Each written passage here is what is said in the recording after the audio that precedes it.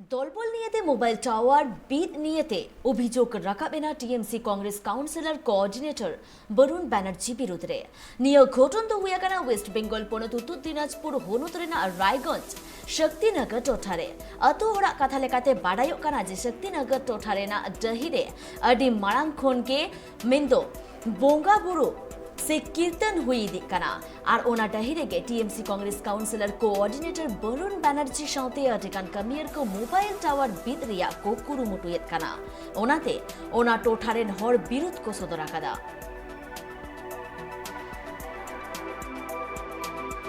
এখানে হচ্ছে এটা বারবারি জায়গা আছে, এরা টাওয়ার বসাতে চাচ্ছে, আমরা টাওয়ার বসাতে দিব না। কারা চাচ্ছে টাওয়ার বসাতে? এর কমিশনার আছে আর কে সব মিলে টিলে এরা টাওয়ার বসাতে যাচ্ছে। কেন? ওরা পয়সা কামাবে। আমরা গরিব মানুষ আছে, এখানে টাওয়ার বসাতে দিব না। আমরা মারপিট করে ঝগড়া করে মাঠটা দখল করছি। এখানে আছে বারবারি জায়গা, সব মন্দির আছে, মন্দিরে কীর্তন কীর্তন হয়। এগুলা আমরা লোক অনুষ্ঠান করলে কোথায় যাব? লোকগুলা আসবে বাইরে থেকে, কোথায় থাকবে? একটা সাইডে মাপজোক করে এবং পরবর্তীতে ওরা আমাদেরকে কিছু ছেলে পেলে কালকে রাত্রেই বলছিল যে না টাওয়ার আমরা বসাতে দিব না। তা আমরা আমাদের যারা দু একজন ছেলে আছে ওরা বলছিল দেখো ওরা তো বসাতে দিবে না।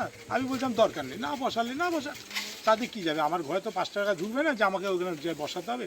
বসলে কীর্তনটা চলবে। আর আমি আজকে কালকে তো আমি নাও থাকতে পারি, কিন্তু কীর্তনটা যদি সারা জীবন চলে সেদিক চিন্তাভাবনা করেই টাওয়ারের চিন্তাভাবনা করছিলাম। তো যদি এলাকার লোক না চায় তো করবো না। তো আমাদের একটা ছেলে ও বললো আমি গিয়ে কথা বলি ওদের সঙ্গে, ওরা যদি রাজি হয় তাহলে বসবো। আমি ঠিক আছে দেখো। তো ও 8:30 দিয়ে আমাকে ফোন করে বললো ওরা বসতে রাজি আছে।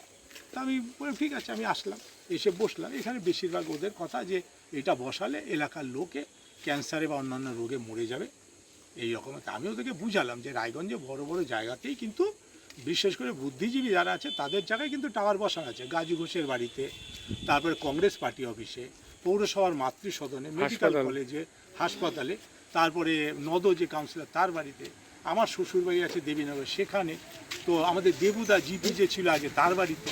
এতে কোনো ক্ষতি হয় না।